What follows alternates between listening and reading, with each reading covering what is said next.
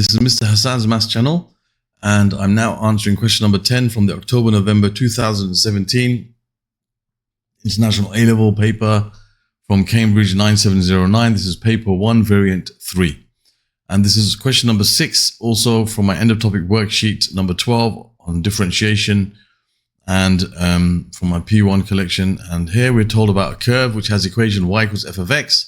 And it is given that f dash of x is equal to ax squared plus bx, where a and b are positive constants. So again, that should be something which we should keep in mind in case it's important. It says, find in terms of a and b the non-zero value of x, for which the curve has a stationary point, and determine, showing all necessary working, the nature of the stationary point. Okay, so first of all, to find the stationary point. We know at the stationary point, the gradient is equal to 0. The gradient is equal to 0. Stationary point is where the curve turns or it reaches a 0 gradient. Either it's a maximum or a minimum or a point of inflection. So the gradient is equal to 0. So we can say that means f dash of x has to equal 0. So we can say that ax squared plus bx equals 0. So to solve this in terms of a and b, we can factorize. This is just like a and b are just numbers. So we can take our x as a common factor. We're left with ax plus b equals 0. So we have two solutions. Either x is 0, which is one of the solutions, but the one that we don't want. The other one is when ax plus b equals 0. So ax is equal to negative b. So x is equal to negative b over a. So it says find the value of x. So that's the first part done. The non-zero value of x. So this is the one that they're looking for. And then it says determine,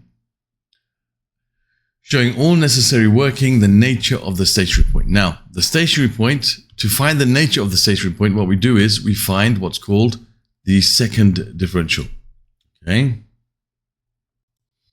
Now the second differential is found by differentiating the first differential, which we already have. So the first differential we already given was f dash of x is equal to ax squared plus bx.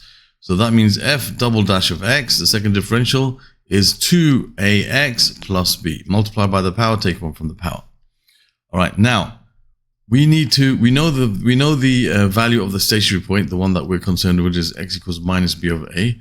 When x equals minus b over a, the second differential, you replace the x with minus b over a, becomes 2 times a times minus b over a plus b. So these a's cancel out, so you're left with minus 2b plus b, which is minus b. Now we know that a and b are both positive constants. Okay, so we can say as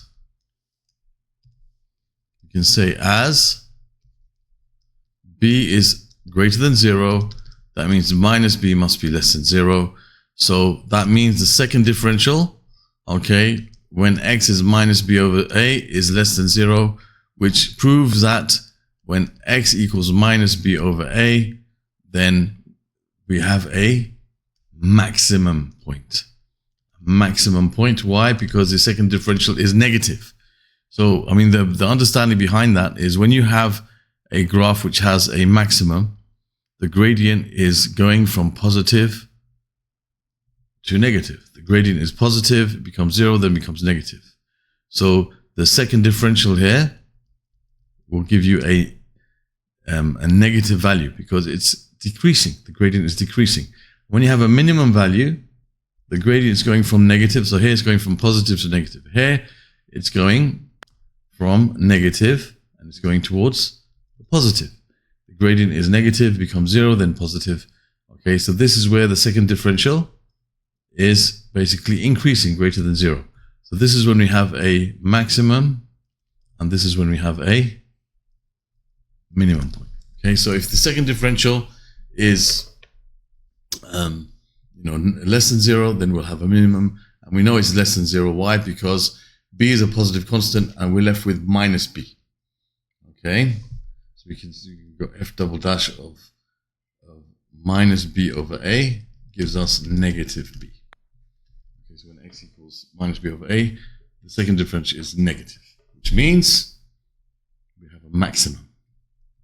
Okay, so that's good enough for us to get the answer to this question. Now 10 part 2 is more concerned with integration.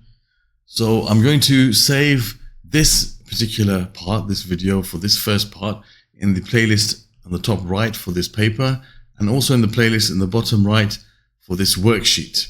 And I'm also going to save it in a playlist for differentiation, okay, from P1. And you can subscribe on this channel by clicking on the link over here.